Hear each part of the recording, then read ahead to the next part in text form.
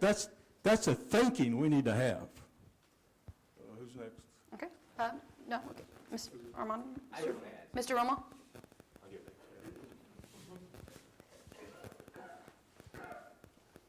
You know, everything is correct. Package, background checks, all that needs to take place. But also, you can do all that to an individual, and that individual might not turn out to be the way you want it, just like they mentioned. I think what we lack is customer service, good etiquette. I mean, to be successful in my career where I've been, where I've done, you got to have customer service, or you're not going to get anything out of it anyway. You know, you got to have good etiquette when you're out in public or wherever you're at. That's very important. I just wanted to add that to everything they mentioned. Okay. Nobody, you want to ask something? Yes, you can, because you had the original question, yes. Again, we go back to training, background checks, and so forth. I'll give you an example. I only had 8 men when I was working in the Pearsall Police Department. The Valley Police Department took 3 of my men. They were hiring, they took 3 of my best qualified men. The chief of police called me up to apologize. I couldn't figure out what he wanted to talk to me about. He says, I want to apologize to you, chief. I took 3 of your men. They were the best qualified. That came from what I was providing them. Every person that I hired, I said, give me 2 years. I know this is not what you want. I'm just a stepping stone. I don't care. You just give me 2 years. Just stay here and learn the community for 2 years. And I can guarantee you within those 2 years, you'll be able to apply for a better job, yes. But can I keep you?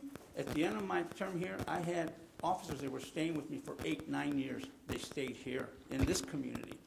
And I can guarantee you they walked among everybody, never in fear that they were going to be retaliated against, assaulted, or cussed at. Because I pushed respect. Respect. You give respect, you show respect. That's the only way you can walk around the same community where you have to arrest, where we alter people's lives by tickets, by putting them in jail. But you still have to have a family. You still have family. You still have to live in the community. You're not from out of town. So they have to know that this is what this job called. School's the same way. You know, I dealt with a lot of students, parents. I had a lot of them here recently remembering me when I used to deal with their children, but they appreciated the fact that I was trying to intervene, step in before it got worse. So you show them respect, they'll get respect. I will teach them to be respectful of the community, but we also got to respect law enforcement. That's all I'm saying. But well-trained officers will keep you out of situations. They will keep you out of liability issues, lawsuit, if you train them right and lead them right. Okay, I'm going to have to stop you, Mr. Dalamantes. Sorry. Okay, question number 5. Mr. Morris, back to you. What plans do you have to work proactively with other law enforcement agencies, both locally and with regional jurisdictions? Well, that's a good question. I think a lot of that pertains to networking and relationships you've built up over your career. Once you've started as an officer, regardless if you know it or not, you're being watched by other agencies. The way you act with them, the way you work with them. And I've been fortunate that I've done my best to work with a lot of different agencies. I mean, I could get on that phone and call a ranger, call a DPS, call Border Patrol, call any other agencies that would provide assets. And assets are very important because take flooding events or anything like that, for example. We don't have the assets to actually go into that.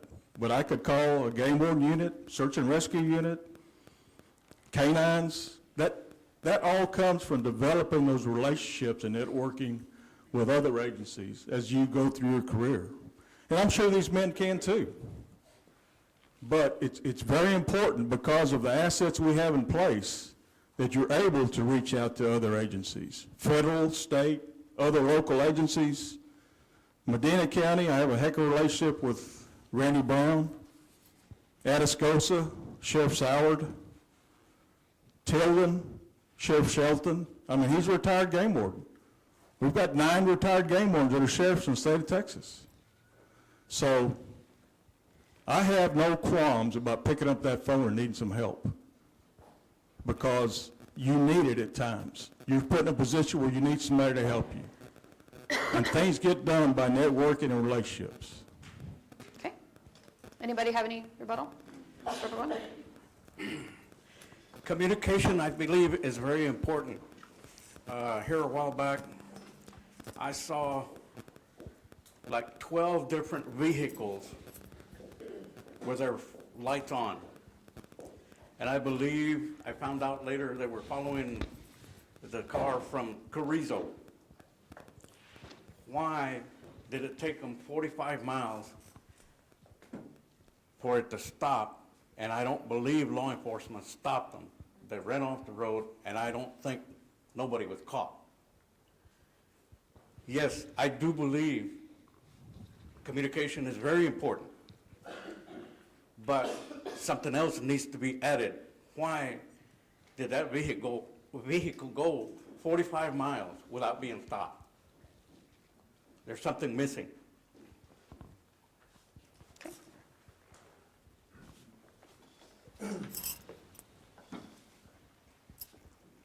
Back to the original question. Uniting, once again, we have 10 law enforcement departments here in Frio County. And I believe bringing unity amongst all of us, working together and tasking different areas of the county, including the big cities, having regular meetings, perhaps once a month, among their leaders, and to include the school police, because the school police is very important, because there's a lot of things we need to take care of in schools. You know, that alone is a good thing in reference to communication and working together and having to be able to handle the situations that are occurring in our cities. You know, I got off track a little bit on this one and that one, but it is very important. And the simple fact is, not one department in this county is going to be able to handle anything alone. Communication, networking, it's very important. But if you can network amongst the people that are here in the county, and if you need outside networking, outside agencies to assist, that is very important, because you are based on your network, on your own network. Everybody here sitting here with law enforcement experience has their own network. It's very important. You need to have a network in order to operate. That's how you get things done. And in reference to, can I rebuttal also on the question about a vehicle and all that? On what he brought up? As long as it's not directly to him. No, it's not. It's in reference to communication. He mentioned, I was going to talk about communication. Communication is very important, but it's always been a barrier in any law enforcement agency. Everybody works off sometimes different frequencies. If you're in DPS, sometimes they might be in a channel out of San Antonio. Okay, but I'm going to have to stop you. Okay, well, that's fine. Did you have a remark, Mr. Talamontes, for the rebuttal? Yeah. Okay. I was going to Yeah. We've all mentioned reaching out. There's already unity among law enforcement officers. They don't have to be asked to help. They come arrest you when you need assistance, when you need to help, they're there. Just the same way that we're ready for them. If they ask, I'm not going to say no. I'll never say no when somebody asks for help. And they don't do that to us either. So there already is a brotherhood among officers. But you've got to understand that the supervisor, sheriff, and the supervisor department, they stay in touch with what needs to be done. The street officer, they've got more friends out there that they're not going to let nothing happen to each other. They'll, and sometimes, maybe even violate a policy because they're going to get there to help. And that's the unity part. That's how you develop these.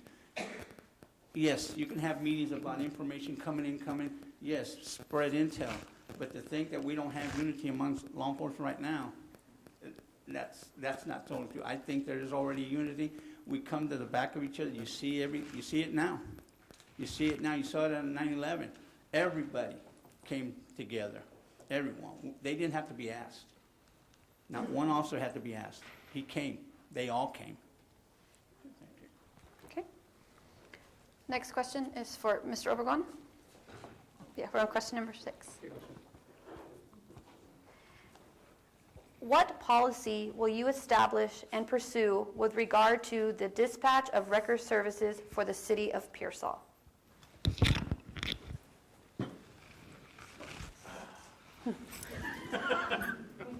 Got a good one. Well, again, because I don't have the law enforcement background, I can't answer that. Okay. I'm sorry. Okay. Wrecker, the towing, Wrecker, yes. The towing company, yes. Wrecker, yes. Are y'all going to, In reference to that question. okay, but hold on one second. Mr. Morris, were you going to have a rebuttal? Yes, ma'am. Okay, well, then we'll start with him. Go ahead. Well, in regards to the record service, I know that's been a sore point with a lot of people in the county. And one way to get everything going honestly is staying on track with your rotation and not deviate from your rotation. Once you deviate, you cause a lot of problems, a lot of friction. And I've been out there waiting on a record myself, and people are arguing who's going to come pick the vehicle up or the truck up. So you have to implement your plan that you do not deviate from this rotation. Now, are there going to be circumstances that happen where you have to deviate? Sure. But there has to be a chain of command where you go through once you deviate. There has to be a checklist in place. Because one person making a decision, once you deviate, causes problems internally and externally. So that's my answer to that question. Okay. I'm sorry, I didn't fully understand that question. I'm hard of hearing, for one. Oh, my apologies. I wasn't aware. Yes, I believe that needs to be more equal as far as the businesses, the record businesses. I think there's a lot of favoritism right now going on. And I also understand that a lot of times certain towing companies cannot handle certain accidents.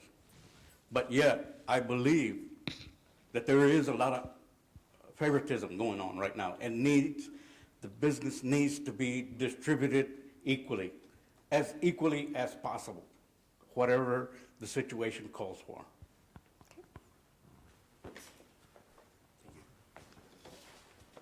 On the towing services, I see what Mike's saying, I agree. There's 2 rotations, and I truly believe there should only be 1 rotation in the county of Frio. If you're gonna be up to par with your policies and with the state, and you're gonna have everything up to date that the state requires, I truly believe there should be 1 rotation. 1 rotation. You gotta understand that equipment that towing services have, and to keep up, and the insurances and the bonds and all that is a very expensive stuff. And to be changing ways of doing things I don't believe is correct. So I truly believe in just 1 rotation, everybody having an equal share of the pie. And of course, if anything has to change for any certain circumstances, we'll address that when it comes to that point. Mr. Okay. Okay. Go ahead. Dealing with the record service, they come to us to be placed on a rotation. So they need to meet our requirements and our policies and how they handle the situation. We've got to understand that an individual that's in an accident might have a record service he wants. Doesn't go by a rotation. They can individually ask, well, I want this record service to come and get my vehicle. That's their right. I cannot tell them, nope, we're going on rotation. Sorry. No, you can't do that. If they request a certain, because of their insurance or whatever, we got to allow it. These are businessmen. They're not going to jeopardize their business. Do they bicker? Do they argue? Do they think they're going to? Yes, I dealt with that when we were in Carrizo Springs.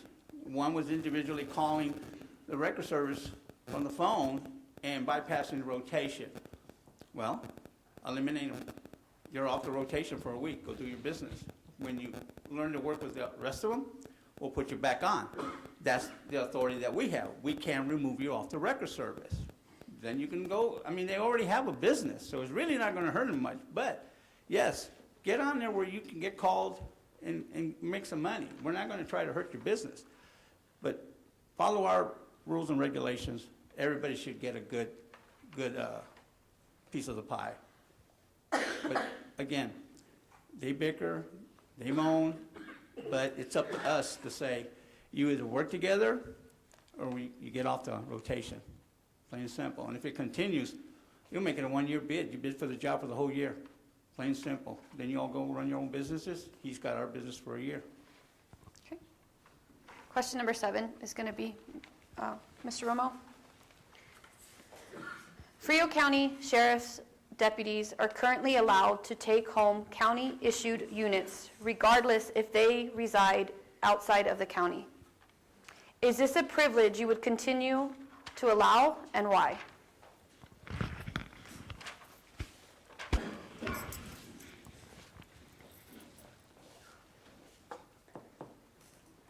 No. No, because if you're gonna have a county unit and you're gonna take it home, you must live within the county. You know, now there's in certain set, for example, Moore has a yard. People that are coming out of San Antonio or coming out of Hondo can park their personal vehicles there in a secure place and do the same. If we have somebody coming out of Cotulla, we can do the same by placing a vehicle in Dilley, you know, and having a secure place to secure that. Now, and I want to adjust something a little bit. Now, are we referring to every single deputy, or are we referring to somebody that's on call that might be living in proximity? For example, somebody that lives in Cotulla but is on call for whatever the case might be. Sometimes that can vary, but he might be the investigator on call. We're going to have somebody on call at all times because your ground troops are going to be handling a crime scene. They might need someone other than the chief, the sheriff, and the investigator. So, but no, the answer is no. Okay. That needs to stop. All right. Do any of you gentlemen have a rebuttal for that? One second. Mr. Morse, did you? Okay, we're going to start back over here. Just do it in alphabetical order. Thank you. Okay, go ahead. As far as that question's concerned, I don't want any county vehicle leaving the county. Now, I'm okay with the lockups in Moore and possibly Dilley, but that patrol unit will stay in Frio County. I don't want that vehicle leaving this county because I've seen too many situations where that vehicle is seen at a place it shouldn't be seen. And you know what that reflection means? It's not good for us. Now, this county, ever since 20 years ago, we've had a lot on our plate. And all we're trying to do is get better every darn time. So we don't need any advertisement, any media like that. And I'm going to stick to that. Okay. No? Okay. Then Mr. Talamantes.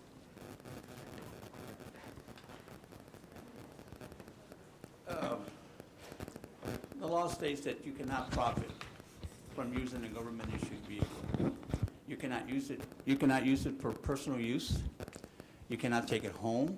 If you live in the city, yes, take your unit home. But when you have an employee that comes out of San Antonio, how can we justify saying, yeah, go take it home? I don't care how fast you are. You're not going to be able to solve anything down here anyways. So, again, it goes back to your leadership skills and how to manage your personnel. If I have a detective that, hey, I'm on call, but well, that's not going to happen. I'm going to have to get a detective that's in the county because you're not going to help me way out there. You're not going to make it. I need you here. We'll work the schedule around that. But have vehicles leave your county. They're benefiting. They're using your gas. They're using the wear and tear on the unit. It's got to stay here. We used to have to park them at the parking lot. Even when they lived here, I had them parking them at the parking lot, there at the PD. because I knew you're off. I've got enough personnel to handle the situation, but if I need you, you still got time to respond and get in your unit. That's, go back to your management. That's how you take care of your property. That's how you keep your budget down. What happens if he's in San Antonio, when he's rushing in, he has an accident? First thing that I'm gonna be asked is, why did he have your unit out there outside the county? What am I gonna say? Well, I was helping him out, yeah, but taxpayers are out of a vehicle now. Plain and simple. Now I'm gonna have to buy another one or get it repaired. So, no, they're not supposed to be. If they're as close to the county line as they can be, that's fine. But to take them home outside the county, no. Again, it's against the law, pretty much. It's against the law. You cannot use government property issued to you where you profit from. Okay, I'm going to have to stop you. But the next question's for you. Oh, I'd like to go back on that, the vehicle leaving, okay. The original question was, do you take the vehicles home? Okay, we kind of have a loophole here. We're saying San Antonio, no, Cotulla, no. But as long as it stays in Frio County. All three of us agreed. All three of them agreed. But the question was, can they take the vehicles home? It didn't say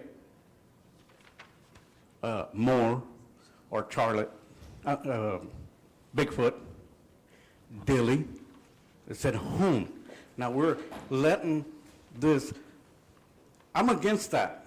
Don't take the vehicles home, regardless whether you live a block from the jailhouse. It's a no. okay. Just one, yeah. I Mr. never did. Oh, that's right. The original question was for you. I It's real apologize. quick, it's real Okay, I apologize. And the reason I said there was exceptions, and then what I'm referring to what was occurring here.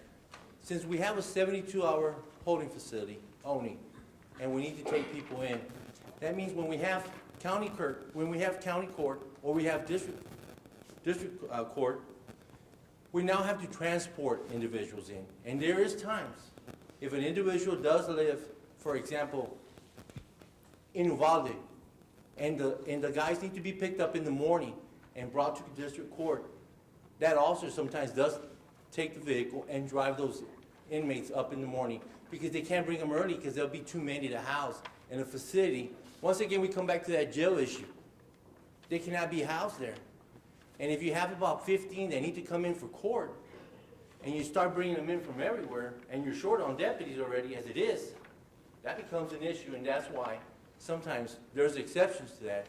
And I just want to clear that out to everybody. Who's next on the? Mr. Talamates for question? All right. What threats to family, home, and security in the community and countywide do you believe presently exist from Interstate 35 traffic, the Mexican border, and social media? And how do you plan to address them? 35, of course, we have an influx of people going back and forth. Border, San Antonio. The safety issue on that is, again, you have to have well-trained, experienced officers out on 35. I'm not going to put a rookie out there that doesn't know how to read the signs of a smuggler or a drug trafficker. So you need to know who you're putting on 35. That's the threat there. Something happening to the officer. That's my concern. The threat of the community was, of course, they're going through our community. They could be dealing with anyone down here. But you put as many officers, you do interdiction, as Mr. Romo has said. That's the key. That's never going to go away. That's a constant. Border issue, I have no control over that. It's been done. It's been made. I've got to deal with what gets past that, what comes into our community. That's what we are going to deal with here in Frio County. I have no control how far they get, because you've got other counties that are right there, that are dealing with those situations. But like everything else, they do get by.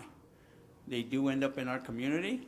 We have to identify them. We need the intel. We need all of that stuff to work together to say, what is your problem? What route? So I'll have my deputies around that area. They've got programs right now. Border Star, they used to have Border Star. They got Stone Garden right now working where the federal government is giving us money to put our deputies out there to assist them. And they put them on county roads where they don't have enough manpower.